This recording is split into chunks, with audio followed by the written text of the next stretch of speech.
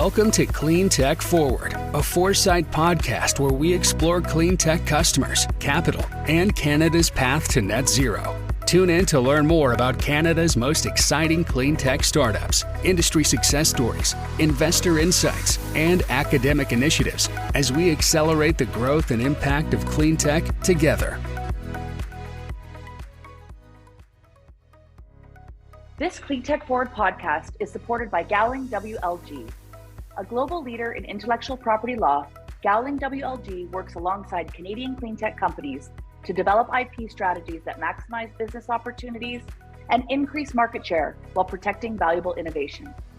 From idea to investment to international expansion, Gowling WLG understands the potential of your intellectual property at every stage of growth. Visit gowlingwlg.com/cleantech to learn how they can support your business today. Welcome to Cleantech Forward. My name is Jeanette Jackson, CEO of Foresight Canada. Today, we are continuing our series on the adoption of clean tech with some of our industry partners who are embracing sustainability and changing their operations to be cleaner.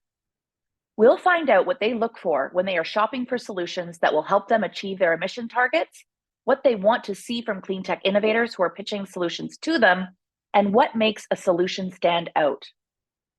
The adoption of clean tech is a critical step that needs to be taken in order for Canada to achieve a net zero economy.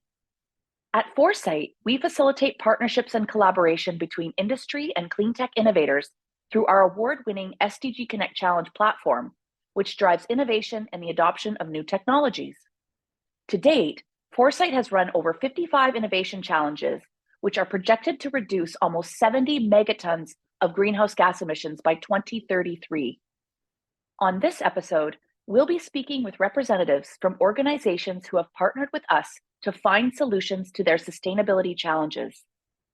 Bernardita Araya, the Manager of CMPC Ventures and the corporate venture arm of CMPC, one of the world's largest pulp and paper companies, along with Faisal Mirza, the Senior Project Manager of the City of Vancouver's Solid Waste Strategic Services. Our guests today will share their insights into what they look for when searching for clean tech solutions and how their partnership with Foresight helped accelerate that process. For Bernardita and the CMPC team, sustainability is a large focus. Their team works with renewable resources and is always looking for innovative ways to reduce their environmental footprint. Bernardita explained that CMPC is concentrated on process improvement through the use of digital innovation and data, and that a portion of the company's environmental goals should be achieved through the use of innovative technologies. The Pulp Mill Sludge Efficiency Challenge that Foresight delivered in partnership with CMPC sought to help them achieve their goals of sending zero residue waste to landfills. The challenge sought innovative solutions to recover fibers from the wastewater sludge produced during their manufacturing processes. Here's more about that challenge from Bernardita. We are working towards being, sending zero residues to landfills, and we're also trying not to burn it. There's one of the mills that one of their side streams is high in fiber that could be exploited in our mill, actually. So we could extract the fiber out of the side streams and put it back to the mill. That's the first stage. And the second one, that there was another side stream that actually has a lot of microorganisms in. So it was just easier to burn it. But basically, in the first case, we could just extract the fiber and also reduce the water content. And the second one, we could actually make it drier. So then again, we optimize the use of water. And basically, you could use it afterwards as biomass or even as a fertilizer. So basically, we want to send zero residues to landfills. And this was critical to try to advance into that direction. For these initiatives to be successful, for me, you need certain critical ingredients. One is commitment, a commitment from the whole company, from the managers, from the board, from the CEO, and everyone really committed in the long term that this is something we want to actively explore. We actively work in this direction. Secondly is funding. It's not only the commitment and have the energy to do it, but we really need to devote funding to this to really make it a concrete action And then you need a network. We won't be able to say, oh, we are connecting with startups, we are connecting with technologies all over the world if we don't have the right connections. So that's why we're reaching out to relevant countries like Canada, and that's why we work with Foresight, really to connect with different countries and different partners, like we do with Foresight, to connect with those relevant ecosystems. Having the drive and having the funding and not having the right connections, you're still not activating this innovation landscape. You really need to work internally in the company. So it is a constant work. CMPC and many organizations like it have committed to cleaner emissions-free operations. She explained that CMPC's goals is to reduce its carbon emissions by 50% by 2030 by utilizing digitization, making data-driven changes, and embracing innovative technologies.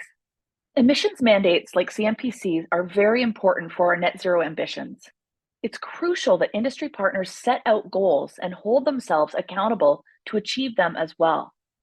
By embracing partnerships, industries not only have us advancing towards net zero, but are also accelerating the development of clean technologies. Many early-stage clean tech entrepreneurs rely on partnerships for field testing, product validation, and industry knowledge. Eventually, those partnerships will be crucial for companies looking to develop a pathway to scale. The process of proving your technology in a lab setting can take years before a company is willing to test it in its field. Once a new technology has been deployed into an industrial setting, it can often be a long process to scale that technology. Industry partners can provide that opportunity along with other supports like insights into processes, capital, and cross-team collaboration. Bernardita said that there are things she looks for from innovators who approach CMPC Ventures for partnerships and investment opportunities. Coming to the table with a clear strategy and being sure you are aligning your goals with the companies is key. Being clear about your product and how it solves their particular problems and how your team will execute your plan is critical for innovators looking to form partnerships. Here's more on how Bernardita and her team evaluate ventures who are selling solutions. For the companies that apply for these challenges will be to be able to really explain very, very clearly what your solution does, how it does it. Might not be relevant now, but really, you really need to be very, very clear at the first meetings to explain how your solution tackles this particular challenge we can be discussing. And then if that's clear, the stars are aligned and it's much easier to continue the conversation.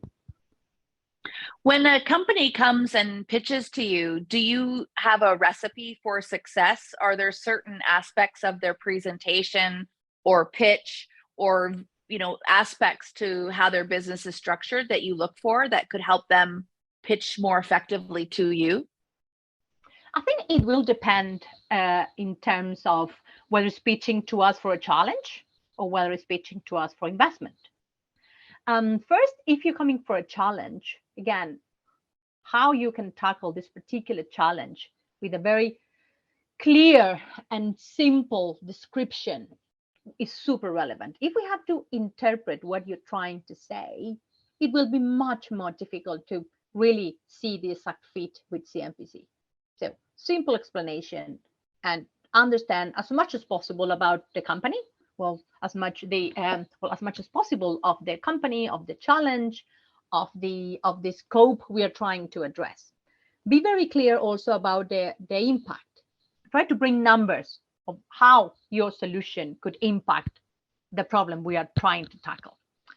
And probably then we will be focusing on checking the team and how they can actually deliver this solution and the format that this potential partnership development or just hiring them as suppliers could work out. It's a very targeted discussion around this particular challenge. If you come to us for funding from a venture capital perspective, this is a very different discussion.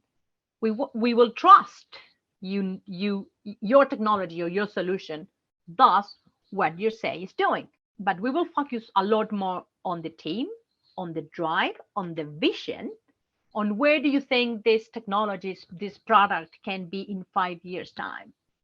So to try to align our strategy and our vision to where each startup thinks their company is going. I wanted to pause and discuss what Bernardita just mentioned, the alignment of strategic goals. Last month, we spoke with Summit Nanotech CEO Amanda Hall. In that episode, Amanda discussed the importance of understanding the marketplace you're trying to break into. Before even developing the technology, Amanda conducted dozens of interviews with potential customers in the lithium mining sector to get a better understanding of their pain points, the challenges they face, and started to think clearly on how she would change the processes to be more efficient. Once she had an idea of what those companies wanted to see, she and her team developed their technology around the problem instead of trying to find out how they could assert a ready-made solution into the operation. That problem-solution alignment is key. If you can understand a company's needs, their long-term strategy, and where your solution fits in the big picture, your chances of successfully landing a partnership go way up. If we don't see alignment there, it's trying to get into a marriage where we want different things. I do focus a lot on trying to align where do we think the company, well, the startup should be going. And then will be a lot of work on our side on the technical perspective of whether do you use our fiber, whether it is a benefit for the forest management, whether it's smart forestry, whether it's new products, new coatings, new packaging solutions. We will do a deep dive into the technology. But then the most critical part is about the fit with CMPC. Is it a strategy fit? How would this technology look for CMPC in the future? Is it something we will license and set up our own plants, for example? Is it something we want to sell directly? Is it something we just want to invest and learn about this new disruptive technology with you?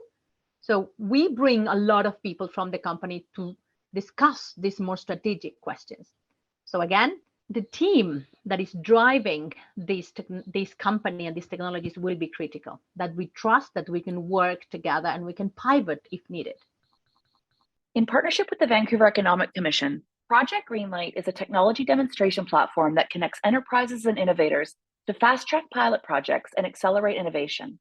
It offers small and medium-sized companies an opportunity to pitch their ideas and solutions to potential partners. Our current ongoing challenge with the City of Vancouver is the Zero Waste Demonstration Challenge, which aims to reduce the amount of landfill-bound waste. Here's more from Faisal on the challenge. We are looking for technologies that, number one, can reduce waste to landfill and incinerator, enable these companies to commercialize and provide them that bump in their business, either to gain partners, investment, and customers. We work closely with the Vancouver Economic Commission, and I should say that they're our partner in this initiative, the Zero Waste Demonstration Site, and one of their major metrics is increasing green jobs in the region. And for the city, it's always about what's in it for us, and we are looking for technologies that we can look at and that we've only heard of, and sometimes we do site visits either in the region or across North America or across the world to take a look at these technologies, but we don't actually get to see them work on a day-to-day basis. So by having some of these technologies that we don't know about, having them like close to home that we can touch and actually see some data, it provides risk-averse institutions that have a greater responsibility to taxpayers and society to make sure that we are not taking any unnecessary risks and taking more incremental innovation, but actually going faster than the status quo. Yes, a lot of people are really starting to tap into the fact that the transition to net zero is not only incredibly important for climate, environment, but it has the opportunity for huge economic evolution, I'm going to call it, because the word growth has become an interesting discussion point for economic development agencies. Obviously, we want more green jobs, higher paying salaries, but we're also seeing, the impacts of inflation and things like that right now that are impacting the sector. The city of Vancouver is quite progressive, one of the first cities in the country to acknowledge that there was a climate emergency. And then in 2020, obviously rolled out the Climate Emergency Action Plan. How do you see the Zero Waste Demonstration Challenges and other similar initiatives from the city connecting all to that climate plan? The the one thing I really love about that plan is the component of embodied carbon and reducing embodied carbon and reducing waste by thinking upstream and engaging in what's called a circular economy. That when you make the decision to make something, that you think about its end of life so that it can be reused. Recycling has its challenges, especially in certain areas. I know that we're doing our best here and we're definitely leading in recycling in Canada, but other regions, jurisdictions, recycling is not really done.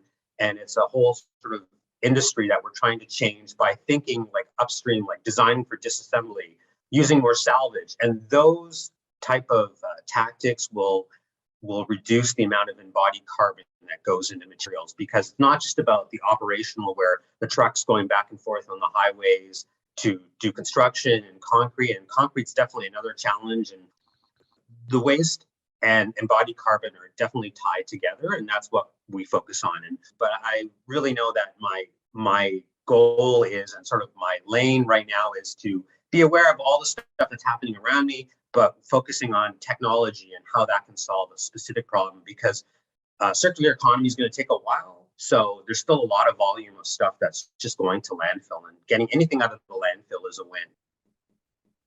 The process of pitching your technology to an entity like the City of Vancouver is very intensive and time-consuming. It's important to have your I's dotted and T's crossed. Government organizations typically have more stringent requirements for applicants, since they often use public dollars to fund these programs, and the pressure to mitigate risk is higher. As you will hear from Faisal, the process is very thorough. The process that we have, which is on the website for the challenges, it's pretty typical to other things as well, even RFPs, where we just do a pre-screening of the incoming submissions, make sure that they meet minimum eligibility thresholds. If they haven't filled in a question, which are pretty open-ended, as opposed to an RFP or a tender, especially a tender. Tenders are very specific what we ask for. We just make sure that they fill in all the information. And then if they haven't filled it all in, then obviously, or if there's some current like major flags, then they get removed. And then we go to a short list to looking more at operational risk. And the Project Greenlight team, which is led by John McPherson and his team, at the Vancouver Economic Commission, they'll work with the city decision makers, which we are the partner, essentially the client that's working on this, to assess the proposals against a number of go, no-go criteria before proceeding. Like if they come in and they say, hey, we want to use up not only the 1 acre, but we want like 3 more acres. That's happened a lot. The site that the zero waste demonstration site is only 1 acre.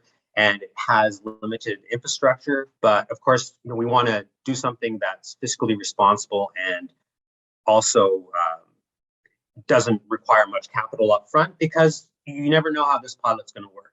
But we do have some parameters that are go, no go. And we want to make sure that we don't waste the time of some of our senior executives at the city.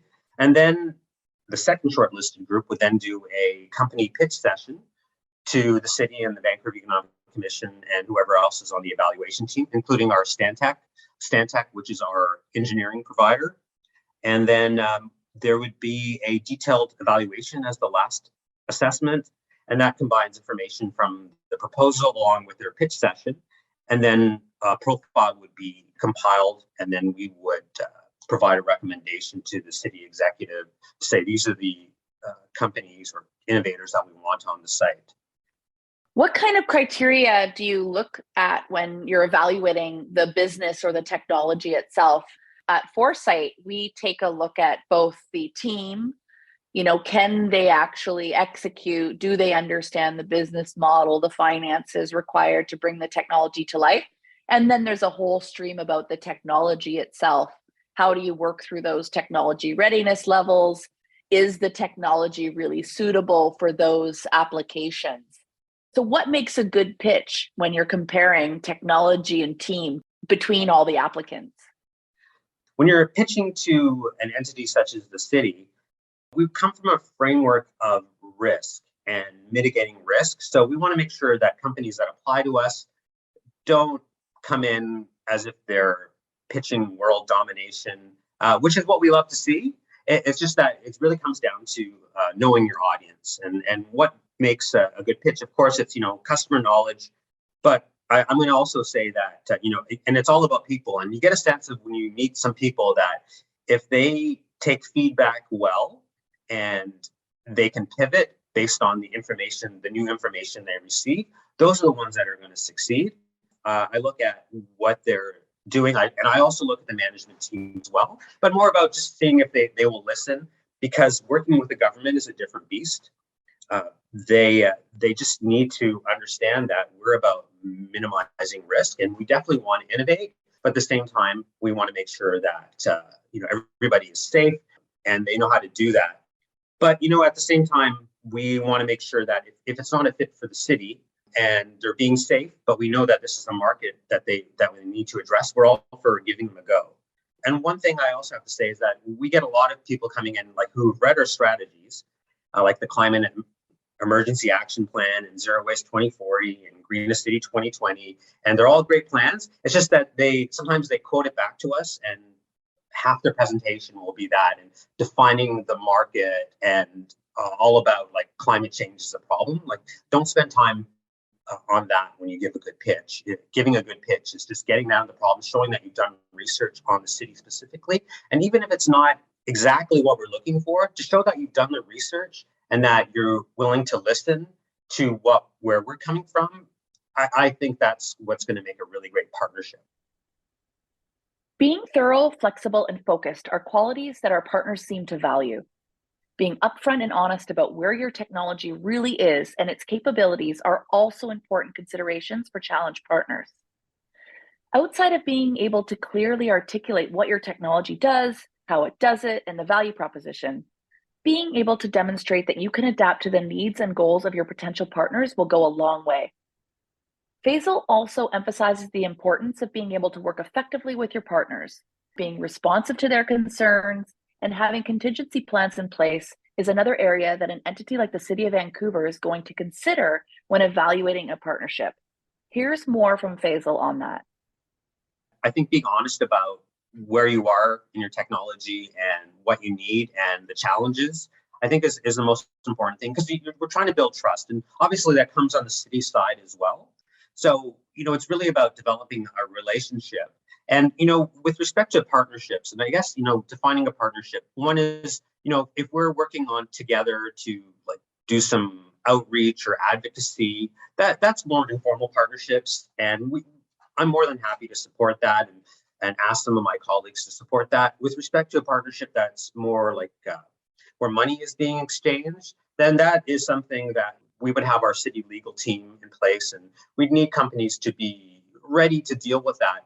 One thing is, though, if you can work with the city and all of its processes, you can work anywhere. And I think any large company or large customer is going to need you to be able to work within their regulatory environment and meet their needs. We come across a lot of companies that just say, give us the space and that should be it. And I said, no, have you thought about environmental? What are you going to do if there's a spill? What about your air emissions? What are you going to do with that? What are you going to do if there is people that come on the site that are not supposed to? What's your site safety plan? All these things like that. And there's and even though the city may look like it's being really strict, I think that we are just trying to make sure that everybody is safe. And that's part of it. And I've worked with companies like Lafarge, and one of their major metrics is every day is that they want to make sure that everybody goes home. And that's what we're trying to do as well. Many clean technologies have long developmental cycles, and they often require significant capital and resources to achieve market readiness. Industry partners play a critical role in helping innovators achieve their goals and quickening that pace at which clean tech is deployed. Partners can help with things like access to resources, facilities, engineering and technical support, as well as distribution and sales channels. They can offer capital support and investment opportunities, inside industry knowledge, including market trends and customer needs, and they can offer market validation, increasing a technology's visibility, which can lead to an additional investor or customer opportunity. These partnerships are so beneficial for Canadian Cleantech Ventures, but they're also very important for our net zero goals. Canada's net zero by 2050 plans are hugely ambitious And to achieve them, we need to collaborate and act now. Industry partners play an important role in the road to net zero. Field testing technologies with partners like the City of Vancouver or CMPC gives innovators an opportunity to refine and improve their technologies in real-world settings. It gives entrepreneurs access to new markets, helping to bring clean tech to a wider audience and increasing awareness of it as a viable option for our climate-based challenges. And it helps to drive political changes by demonstrating the effectiveness of low-carbon technologies and building the case for supportive policy. Partnerships also help innovators discover a pathway to scale, which allows them to reduce more and more emissions as their technologies expand. Overall, industry partnerships can play a critical role in accelerating the pathway to net zero by helping to bring new technology solutions to market more quickly and effectively. It's inspiring to see the change that has happened over the last few years. Every day, more and more corporate and industry leaders are increasing the pressure on their operations to discover cleaner, innovative processes that will help them achieve their emission mandates. And we're here to help. If you want to learn more about our award-winning SDG Connect platform or other innovation challenge opportunities, visit our website at foresightcac.com/challenges or reach out to us at sdg-connect@foresightcac.com. That's sdg-connect@foresightcac.com. Thanks for listening. Don't forget to subscribe to the Cleantech Forward podcast wherever you listen and to share this episode and others with your friends and colleagues. Also, rate and review the show on iTunes. It helps us out a ton. Next month, we'll be back with our final episode on our adoption series, where we'll dive deeper into the adoption of clean tech and how it plays a role in Canada's path to net zero. We'll see you there. To learn more about Foresight's programs, events, and more, visit us at foresightcac.com or follow us on social at Foresight CAC.